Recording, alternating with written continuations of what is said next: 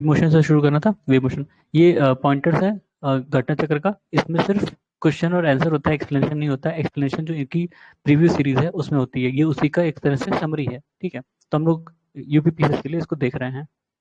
तो wave motion, among the radio waves, X ray, light wave and sound wave, mechanical wave is sound wave, ठीक है। Sound wave जो है वो mechanical wave है।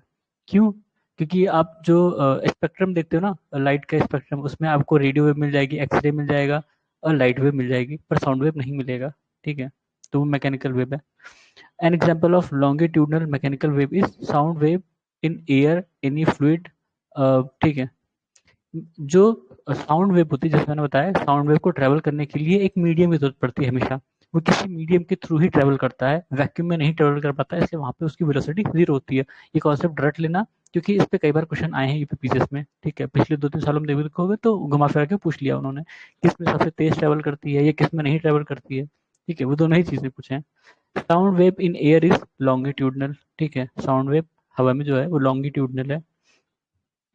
इन इन अ sitar In a sitar, the type of sound vibration producers are stationary and transverse, ठीक है। ये waves के प्रकार हैं। अब इसमें वेव में हम इतना ज़्यादा डीप में नहीं जाएंगे। अगर कॉन्सेप्ट आपको पता है तो आपको ये पता होगा, नहीं पता है रट लीजिए, ठीक है। या फिर आप नाइन्थ की बुक खोल के, 9th या 10th की बुक में ये कॉन्सेप्ट होंगे, वहां से देख सकते हैं। Long radio wave are reflected by this layer of earth surface, ionosphere, ठीक है। जो हम लोग नॉर्मली सिग्नल्स होता है ना, सिग्नल ट्रेवल करता है ऊपर, फिर वो वहां से रिफ्लेक्ट होकर आयनोस्फीयर से वापस धरती पर आता है, ठीक है। उसी से ही हमें ये रिसीव होता है, ठीक है। आयनोस्फीयर से रिफ्लेक्ट होता है। ऐसा नहीं होता, मतलब यहाँ से क्योंकि जो मतलब हमारी धरती है ना गोल है, तो हमें अगर यहाँ से यहाँ भेजना है या यहाँ से यहाँ भेजना है, तो हम ऐसे नहीं भेज पाएंगे, ठीक। क्योंकि धरती गोल है, वो जहाँ पे आपको वो क्या कहते हैं होराइजन मिलेगा, वहां टकरा जाएगी ना, ठीक है। तो इसलिए हम ऊपर की तरफ भेजते हैं और वहां से रिफ्लेक्ट होकर यहाँ आएगी। Wireless communication is reflected back, ये सेम क्वेश्चन है, सेम चीज देखो। आयनोस्फेयर पे, आयनोस्फेयर पे waves of ultra high frequency range normally propagate by means of space waves, ठीक है। अभी अल्ट्रा हाई फ्रीक्वेंसी रेंज कौन सी है पता नहीं, स्पेस वेव्स कहते हैं इसको।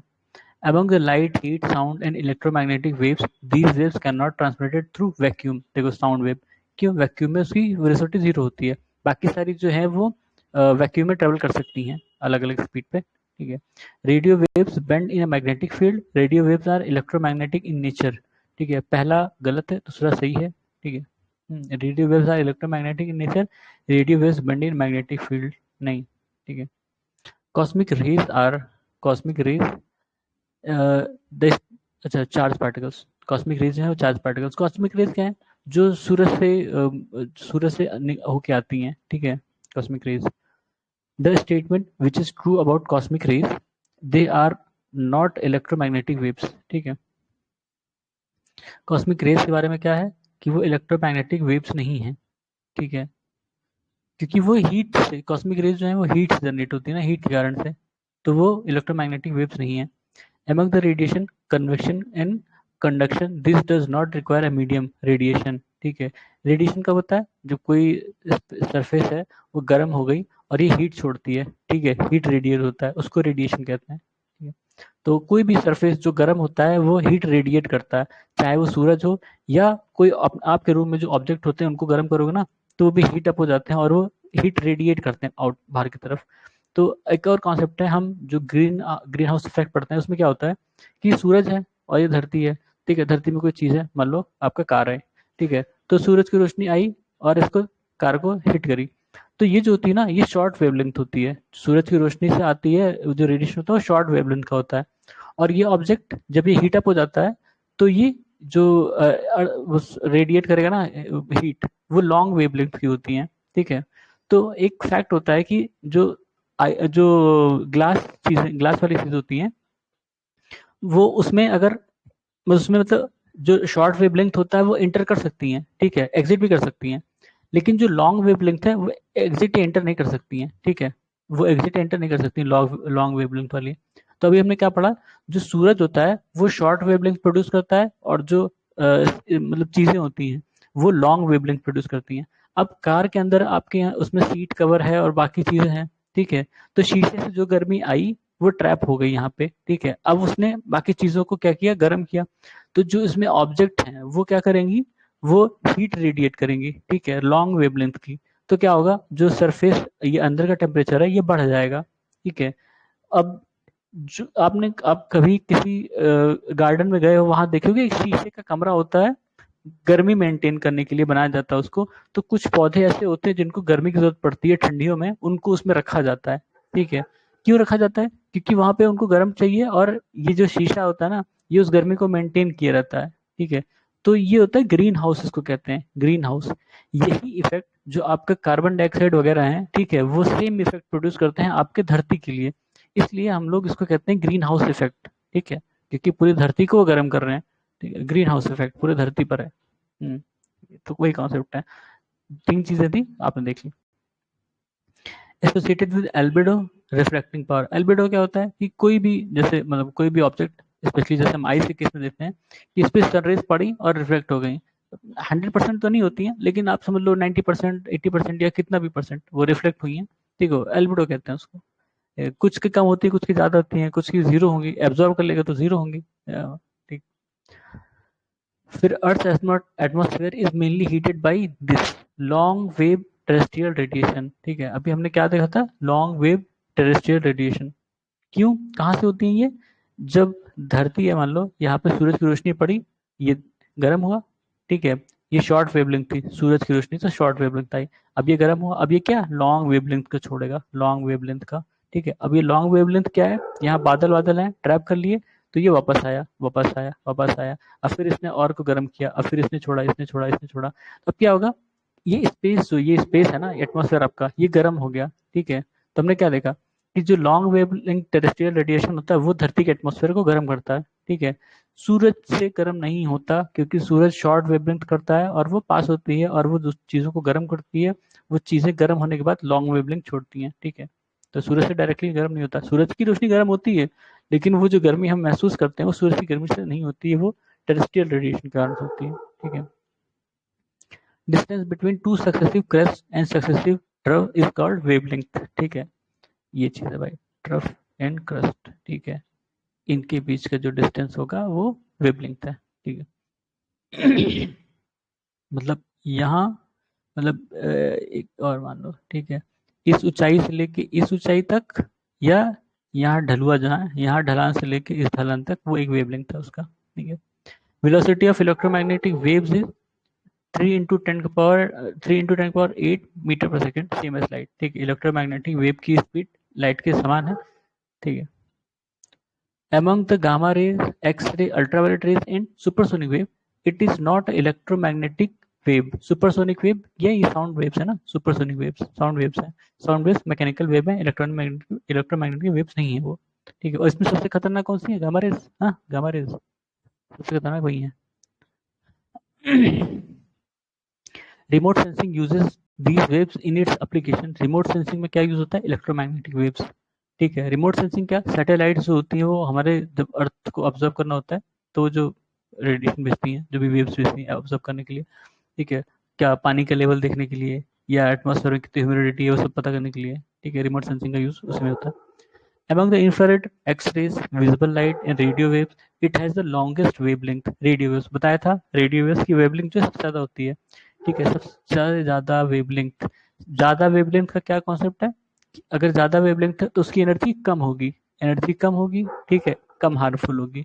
जिसकी wavelength शॉर्ट होगी वो ज़्यादा हार्मफुल होगी, ठीक है। तो जो विगब्योर वाला कॉन्सेप्ट हमने देखा था, फिर से शायद रिपीट कर सकते हैं। विगब्योर, रेड की सबसे ज्यादा इसमें से, वायलेट के सबसे कम है। आपने सुना होगा यूवी रेज या इंफ्रारेड, ठीक है। इंफ्रारेड के बाद रेडियो वेव्स वो सब आती हैं, ठीक है। तो जैसे जैसे इधर बढ़ते जाओगे उनकी वेवलेंथ बढ़ती जाएगी, जैसे जैसे इधर बढ़ते जाओगे उनकी वेवलेंथ घटती जाएगी, और एनर्जी उनकी बढ़ती जाएगी, ये कॉन्सेप्ट है, ठीक है। Among the visible light, infrared, ultraviolet, X-rays, electromagnetic radiation with maximum energy is X-rays, ठीक है। अब इसमें X-rays का दिया है, X-rays से ज्यादा किसका होता है, गामा रेज का हमने देखा, ठीक है। इसमें अल्ट्रावायलेट भी दिया है, X-rays से कम अल्ट्रावायलेट है, ठीक है। देखो सीक्वेंस दिया भी है, sequence of energy of electromagnetic rays is radio waves, microwave, infrared, visible light, ultraviolet, x ray और गामा रेज। गामा रेज की सबसे ज़्यादा एनर्जी होती है और सबसे कम वेवलेंथ है। रेडियो वेव्स की सबसे ज़्यादा वेवलेंथ है और सबसे कम एनर्जी है। एनर्जी कम है इसका मतलब वो आपको कम नुकसान पहुंचाएगी, एनर्जी ज़्यादा है तो आपको ज़्यादा नुकसान पहुंचाएगी। जैसे एक्सरेज, जब किस कहते हैं एक्सरे करा लो, ठीक है, एक्सरे करा लो, एक बार दो बार, एक बार दिन में करा सकते हो, लेकिन अगर 2-3 बार कराओगे ना तो कैंसर खतरा हो जाता है, ठीक है। एक्सरे बहुत खतरनाक होती है वैसे तो, लेकिन उसका मेडिकल पर यूज है तो मेडिकल पर्पज के लिए यूज होती है वो।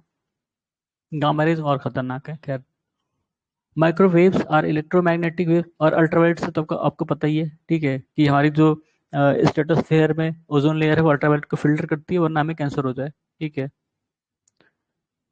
Microwaves are electromagnetic wave having frequencies in range of 300 megahertz to 300 gigahertz microwaves, ठीक है। माइक्रोवेव्स का नॉर्मली जो यूज है वो कम्युनिकेशन टेक्नोलॉजी में है, ठीक है, हमने देखा था। The rays used to the rays used for determining the structure of crystal are X-rays, ठीक है। इसका एक्सरे का यूज, हाँ, क्रिस्टल का भी, इवन हमारी हम वो एक्सरे कराते हैं ना, हड्डियां पता चलती हैं टूटा है कि नहीं, या जबड़े का स्ट्रक्चर पता करने के लिए, उसमें भी एक्सरे का ही यूज होता है, ठीक है। A rare a radar which detect the presence of an enemy aircraft uses radio waves, ठीक है। जो रडार होता है उसमें जो सिग्नल ऐसे ऐसे छोड़ते रहते हैं ना, वो रेडियो वेव्स छोड़ते हैं, क्योंकि रेडियो वेव्स की वेवलेंथ ज़्यादा है और दूर तक ट्रेवल करती हैं, बहुत दूर तक। तो पता चल जाता है भाई इतने किलोमीटर पर, 1000 किलोमीटर पर कोई एनिमी का एयरक्राफ्ट आ रहा है, ठीक है। The waves used in night vision apparatus, infrared waves, ठीक है। नाइट विजन कैमरे जो होते हैं या आपके जो नॉर्मल कैमरे होते हैं, नॉर्मल कैमरे कह रहे जो घर में वो लगाता है सीसीटीवी वगैरह, ठीक है, उसमें भी इंफ्रारेड का यूज होता है। जब लाइट चली जाती है तो ब्लैक एंड व्हाइट इमेज बनती है, ठीक है, इंफ्रारेड के कारण, ठीक है। The waves electromagnetic radiation used in common TV report, इसमें इंफ्रारेड होती है। इंफ्रारेड है तो नुकसान नहीं पहुंचाती, ठीक है, अभी हमने देखा था, उसकी एनर्जी कम होती है, नुकसान नहीं पहुंचाती, ठीक है, उसके पर्पस हैं ठीक ठाक। जो रिमोट रिमोट कंट्रोल होता है उसमें भी इंफ्रारेड यूज होती है, अभी जो डिवाइसेज है रिमोट वाली उसमें इंफ्रारेड का यूज होता है। टीवी के रिमोट के अलावा भी कई रिमोट होते हैं। among the visible light, infrared, ultraviolet and microwave waves used for telecommunication, देखा माइक्रोवेव अभी हमने बताया था ऊपर, टेलीकम्युनिकेशन के लिए माइक्रोवेव का इस्तेमाल होता है, ठीक है। 4G 5G 2G 3G ये सब इसी में आते हैं, इसी कैटेगरी में है माइक्रोवेव में। True statement about FM, frequency modulation radio waves. आपने एफएम कई बार सुना होगा, एफएम आपके शहर में भी होगा, उसका क्या है, उसके बारे में स्टेटमेंट है।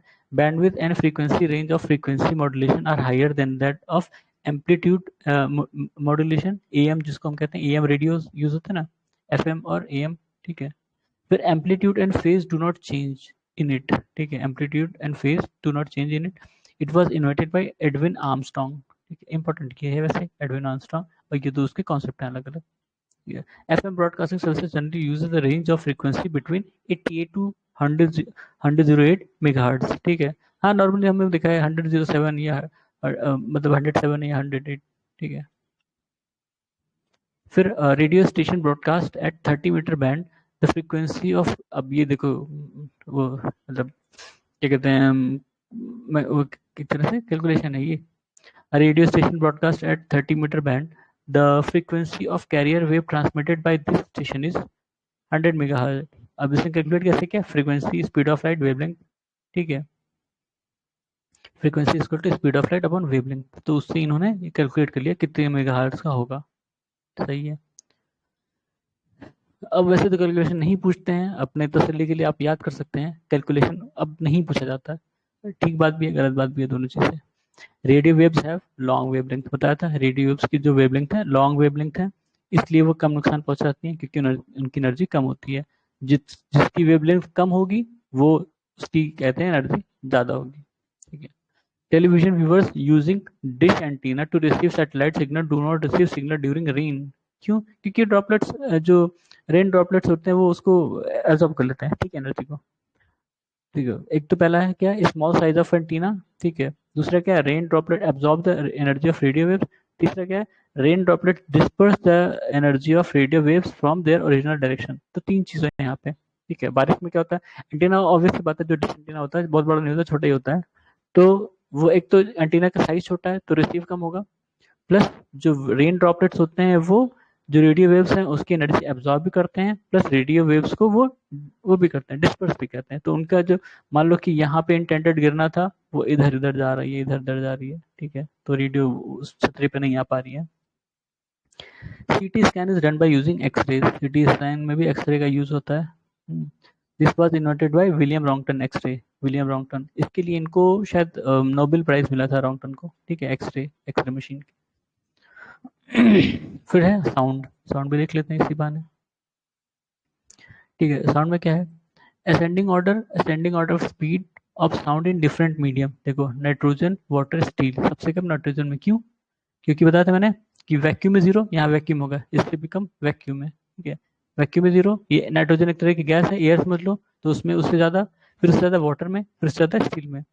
साउंड को ट्रेवल करने के लिए मीडियम की जरूरत पड़ती है, और जितना ठोस मीडियम होगा उतनी ज्यादा स्पीड उसकी अच्छी होगी, ठीक है। Among the vacuum, air, water, steel, the sound will have highest velocity, steel में बताया था।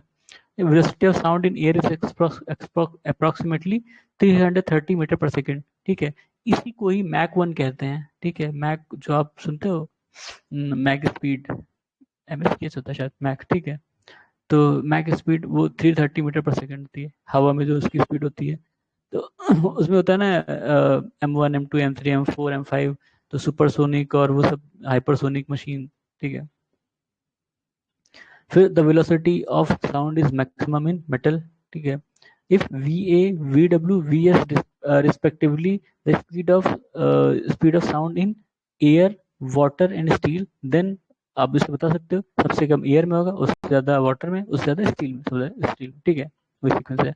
Among air, granite, water, even air, granite, water, iron, the speed of sound is maximum in at the temperature of 20 degree Celsius, किसी भी temperature में iron में सबसे ज्यादा होगी, ठीक है।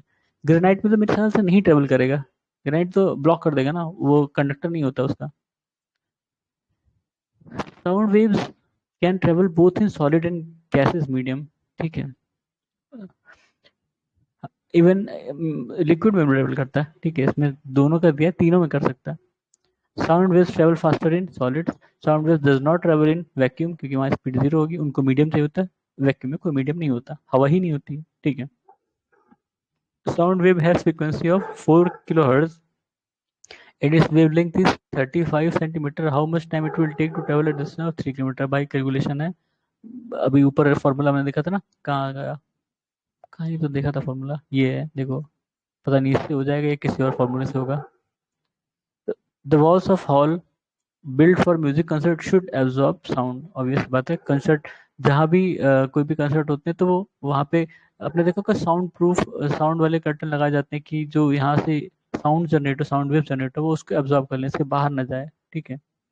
इवन सिनेमा हॉल में भी यूज होता है कि सिनेमा हॉल के बाहर आवाज ना जाए, ठीक है। To hear a clear echo, the minimum distance between the reflecting surface in observer should be 16.5 metre, about 17 metre, ठीक है। मतलब दोनों ही सही है, 16.5 या 17 मीटर। अगर कोई इको, इको मतलब होता है ना वो रिपीटेशन किसी चीज की, वॉइस की रिपीटेशन, उसको क्लियरली सुनने के लिए आपको इतना चाहिए होता है। One important characteristic of sound is pitch which depends upon frequency, ठीक है, ठीक है। पिच जो है वो फ्रीक्वेंसी पर डिपेंड करता है। Two astronauts can not hear each other on a moon surface, क्यों नहीं भाई? क्योंकि वहां पे अपनी तरह एटमॉस्फेयर नहीं है, वैक्यूम है, ठीक है, वहां पे कोई एटमॉस्फेयर नहीं है। एटमॉस्फेयर नहीं है तो हवा नहीं है, हवा ट्रेवल नहीं कर रही है, तो एक दूसरे को आवाज नहीं सुनाई देगा। An astronaut can not here his companion on surface of moon, देखो सेम क्वेश्चन है, अलग अलग ईयर में आया है, मतलब इन लोगों ने क्वेश्चन भी नहीं चेंज किया ठीक से। Correct statement are, a fluid of a smaller length produces wave of higher frequency. Sound travel in rocks in form of both longitudinal and transverse wave, ठीक है। रॉक्स में जो है वो लॉन्गिट्यूडनल और ट्रांसवर्स वेव की तरह वो ट्रेवल करता है। फ्लूट में जो जनरेट होती है वेव वो हायर फ्रीक्वेंसी की होती है, ठीक है। ठीक है। Following statement about ultrasonic waves are correct. Ultrasonic wave के बारे में क्या है, दे कैन डिस्ट्रॉय इंसेक्ट, बढ़िया। Ultrasonic wave, they can clean clothes by removing dust, they can be used to treat disease, they can control, they can control automatic doors. अब ये वाला concept तो पता नहीं, अल्ट्रासोनिक वेव्स कह रहा है कि ये काम कर सकते हैं, वो इंसेक्ट को खत्म कर सकते हैं, क्लोथ कपड़े भी साफ कर सकते हैं, मतलब डस्ट हटा सकते हैं उसमें मेनली, और डिसीज को ट्रीट कर सकते हैं, और दरवाजे ऑटोमेटिक डोर्स को भी कंट्रोल कर सकते हैं। भाई इतना फंक्शन तो मुझे भी नहीं पता था, ठीक है। बाकी दो तो तीन समझ में आ रहा है, ये ऑटोमेटिक डोर्स कैसे करेगा वो नहीं समझ में आ रहा है। Ultrasonic are sound waves of frequency greater than 20,000 gigahertz, 20,000 hertz है सिर्फ, ठीक है, ग्रेटर देन 20,000 अल्ट्रासोनिक, ठीक है। हाँ, ये सारे क्वेश्चन बहुत आते हैं कि ऑडिबल रेंज कितनी है, कभी हर्ट्ज में पूछ लेगा, कभी डेसिबल में पूछ लेगा, ठीक है, तो इसको देख लेते हैं। ऑडिबल रेंज या hearing range of human is 20 hertz to 20,000 hertz, ठीक है, 20 हर्ट्ज टू 20,000 हर्ट्ज। और biotechnique in which ultrasonic sound is used, sonography. Sonography किस लिए यूज होता है, अब ये तो मुझे भी नहीं याद है, ठीक है, ये बायोटेक्निक है कोई, जिसमें अल्ट्रासोनिक साउंड का इस्तेमाल किया जाता है। और these waves are used to know the growth of foetus in the womb, ultrasonic waves, ठीक है, वो, ठीक है, अल्ट्रासोनिक वेव्स। अच्छा, सोनोग्राफी में देखो यही चीज़ है, अल्ट्रासोनिक सोनोग्राफी की मदद से पता करते हैं। इसका इस्तेमाल अब नहीं होता वैसे तो, क्योंकि इसका इस्तेमाल बहुत मिसयूज होता था, वो बच्चे का जेंडर पता करने के लिए, ठीक है। तो इसको बंद, मतलब इलीगल है कई जगह तो, ठीक है? और इसका मिसयूज होता है, वो नॉर्मली उसका बच्चे का वो जन्म, वो मतलब जेंडर पता करने के लिए यूज होता था, उसके बाद फिर वही अपने यहाँ जो पढ़ती चीज़ें होती हैं। Bats can fly during dark night and also prey, it is because, क्यों होता है, they produce ultrasonic waves and are guided by them, ठीक है। हाँ, मतलब बैट्स जो है वो रात में देखते नहीं है, वो अल्ट्रासोनिक साउंड प्रोड्यूस करते हैं, उसकी मदद से उनको पता चलता है कि कहाँ हिट किया यहाँ पे जो है, अब इसको जाके खा लो, ठीक है, वैसे अल्ट्रासोनिक वेव्स प्रोड्यूस करते हैं। The following statement are correct, heart vibrates at in infrasonic, Mach number is use to describe the speed of sound, ठीक है, मैक नंबर अभी हमने देखा था ऊपर, और ये हार्ट वाइब्रेट्स क्या, इंफ्रासोनिक उसमें, ठीक है। Patient heartbeat reaches the doctors years bye multiple reflection of sound, ठीक है। पेशेंट की जो हार्टबीट है वो डॉक्टर के कान तक कैसे पहुंचती है, मल्टीपल रिफ्लेक्शन ऑफ साउंड, वो जो दुख दुख दुख दुख, हाँ, दिल धड़कता है जो, तो वो सिर्फ डायरेक्टली उसको सीने से नहीं, अगर वो ऐसे कहते हैं नस पे भी वो पकड़ते हैं ना, नस पे भी, वहां से भी पता चल जाता है उनको कि दिल इतनी बार धड़क रहा है। तो कई बार देखना हाथ कैसे वो पकड़ते हैं ना, नब्ज, वहां से भी उनको पता चल जाता है। तो कई सारे रिफ्लेक्शन है वो।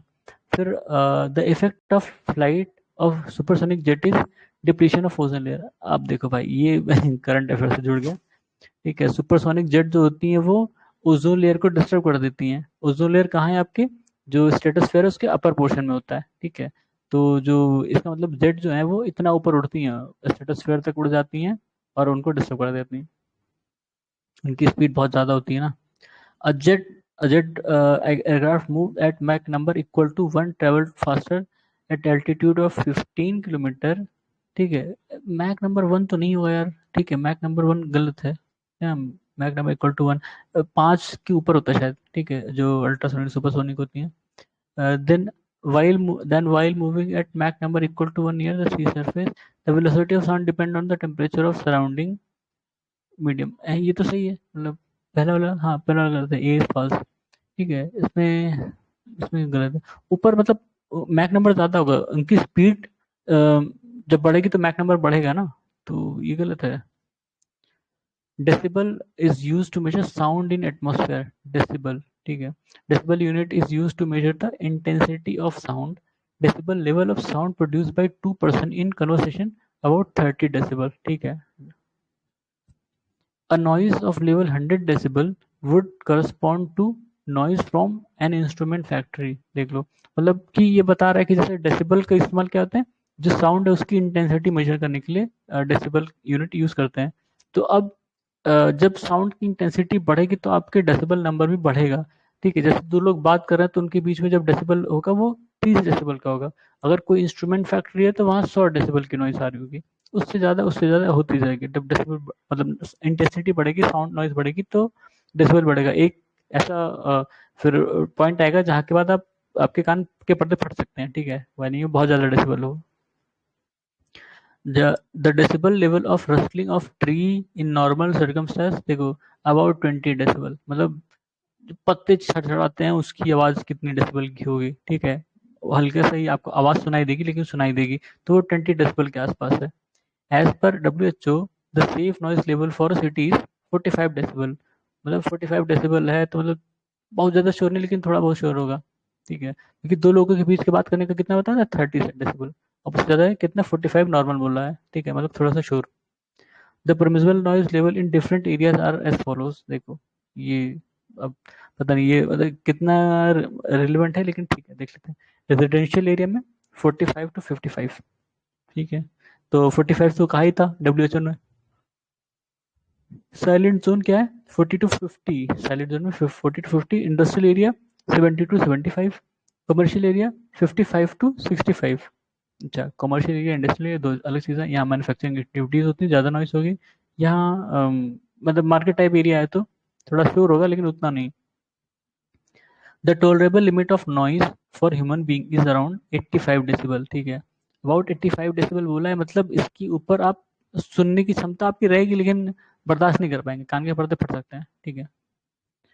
देखो the sound above what level is decibel is considered hazardous noise pollution, 80 decibel, ठीक है, अभी हमने देखा था 80 डेसिबल एक तरह से वो मैक्सिमम पॉइंट है जिसके बाद आप सुनना नहीं चाहेंगे, आपके कान के पर्दे फट सकते हैं। The unit is use for measurement of noise pollution is decibel, ठीक है, the optimum sound level of human being is 60 decibel, ठीक है, मतलब जो तेज गाने हम सुनते हैं वो 60 डेसिबल तक हम सुन सकते हैं आराम से, सुनने के बाद तो उसके ऊपर भी सुन सकते हैं पर कान के पर्दे फट सकते हैं। Loudness of sound is measured in terms of amplitude. A worker was working on a rail track. A boy at a distance hold his ear near the rail track. This boy was able to hear the sound to blow of workman twice. It is because of speed of sound is greater in steel than air, ठीक है, बताया था कि steel में ज़्यादा तेज, इसलिए कभी कई बार ना पटरी पे कान रख के पता करते हैं कि ट्रेन आ रही है कि नहीं आ रही है, तो ऐसा ना हो कि देर कर दो ट्रेन ऊपर से निकल जाए। The following statement are true in relation to sound waves, क्या है, speed of sound decreases when we go from solid to gaseous state in any medium, as we decrease the temperature the speed of sound decreases, ठीक है, किसी भी medium में अगर temperature decrease करोगे तो उसकी साउंड की स्पीड भी डिक्रीज होगी, और स्पीड जो होती है साउंड की अगर हम सॉलिड से लिक्विड जाएंगे तो सॉलिड से लिक्विड या सॉलिड से गैसेस जाओगे तो डिक्रीज होगी, ठीक है, बताया था कि सबसे कम वैक्यूम में 0, फिर उससे थोड़ी सी ज्यादा हवा में एयर में या किसी भी गैसेस स्टेट में, उससे ज्यादा लिक्विड में, उससे ज्यादा सॉलिड में सबसे ज्यादा, ठीक है। उसके बाद when a sound wave goes from one medium to another medium the quantity that remains unchange is frequency, ठीक है, फ्रीक्वेंसी नहीं चेंज होती, साउंड की फ्रीक्वेंसी नहीं चेंज होती चाहे जितना मीडियम चेंज हो जाए। when the speed when the same tone is played on a sitar and flute, the sound produced can be distinguished from each other because of its different in pitch, loudness or quality only, ठीक है, अच्छा quality के कारण आप उसको differentiate कर सकते हो ना कि बाकी चीज़ों के कारण, ठीक है। The basic unit of sound are called phenomena, ठीक है, नहीं फोनेम्स, ठीक है, फोनेम्स बेसिक यूनिट होती है साउंड की, वो जो हम सा रे गा मा वो करते हैं ना वो चीज़ है। अभी इसमें देखना उसका भी शायद उस पर भी था काफ़ी कुछ। फिर reverberation mainly feels in large churches and in other large building, true है, ठीक है। The walls roof and ground में cause multiple sound reflection, reverberation मतलब जो गूंजना जिसको कहते हैं ना गूंजना, वो जो बड़ी बिल्डिंग्स होती हैं खासकर खासकर जो चर्च होती है वो देखो वो काफी बड़े होते हैं चर्च, तो जब आप कुछ भी बोलोगे तो वो गूंजेगा उसमें, ठीक है। फिर the correct statement are a widely used musical scale called diatonic scale has 8 frequency notes, ठीक है, the frequency of tone sa is 256 hertz and ni is 480 hertz। अब ये भाई हम लोग को इतना मतलब नहीं, यही वो सारे गामा पाधा नी सारे गामा वो, ठीक है, वो कह रहा है सबसे पहला सा होता है तो ये 256 हर्ट्ज और आखिरी वाला जो नी होता है वो 280 हर्ट्ज, ठीक है, तो वो टोन बढ़ता जाता है ना सारे गामा वो इसलिए। फिर when modern TV is switched on audio and video both start simultaneously. ये पहले नहीं होता था, पहले जल्दी दिखता था और साउंड बाद में आता था, लेकिन अब वाले में एक साथ आता है दोनों चीज। In television broadcast the picture signal are transmitted by amplitude modulation. उसके बाद क्या है, the technique use to transmit audio signal in television broadcast is frequency modulation. ठीक है, तो ये हमारा साउंड का पोर्शन था, हमने खत्म किया। बाद में हम शुरू करेंगे इलेक्ट्रिक करंट। ठीक है, तब तक के लिए धन्यवाद।